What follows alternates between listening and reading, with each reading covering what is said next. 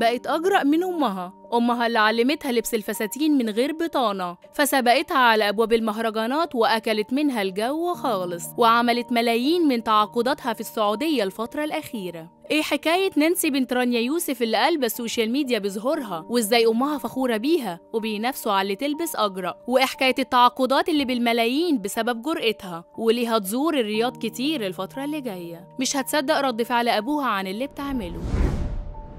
في آخر ظهور لنانسي مختار في السعودية قلبت الدنيا بإطلالتها مع أمها كعادتهم، ولكن المرة دي الجرأة ما كانتش في الفساتين بس، ولكن في التاتو اللي عملته في منطقة حساسة، وكانت قاصدة طول الوقت تبينه للجمهور وهي بتتصور. رانيا فخورة طول الوقت ببنتها، وقالت أنا فخورة جدا ببنتي ننوسة، وفي عز الهجوم عليها هي وبنتها في كل مهرجان أو مناسبة أو تصريح بتتعمد تبين إنها مبسوطة بظهور بنتها كده، وهي اللي بتساعدها إنها تلبس كده. نانسي بنت رانيا اتورطت في مشكلة الجمهور بسبب موضوع البطانة بتاع الفستان بعد ما مامتها لبسته في مهرجان الجونة. المفاجأة بقى ان اتبرأت نانسي من ابوها وغيرت اسمها من نانسي مختار لنانسي حمزة، ومشيت على خطى امها واكلت منها الجو خالص، وجالها تعاقدات بالملايين في السعودية، وبدل ما تكون رايحة تحضر احتفالية رجعت وهي مجهزة شغل لشهور قدام. نانسي في زيارتها للرياض دي اتصورت كتير جدا ونشرت الصور على حسابها في انستجرام، وقالت انها بتتمنى تزور الرياض كتير الفترة اللي جاية، وهي هدفها تروح للمكان اللي مهتم بالشغل كتير، وكلنا عارفين السعودية الفترة دي فيها طفرة فنية كبيرة جدا. الغريبة ان الجمهور لما شاف الصور دي افتكر التصريحات بتاعت رانيا يوسف واللي شجعت فيها بنتها على المساكنة، وقالت وقتها انا مش همنع بنتي من المساكنة ومش هتدخل في قرارها، علشان حتى لو اتدخلت هي هتعمل اللي في دماغها، ولو قبلت او رفضت هي هتعمل اللي هي عايزاه. ابوها المنتج محمد مختار رافض جدا ظهور بنته بالاطلالة الجريئة دي، وقال زعلت قوي من ظهور بنتي بفستان البطانة مع رانيا في المهرجان. رانيا تسكت؟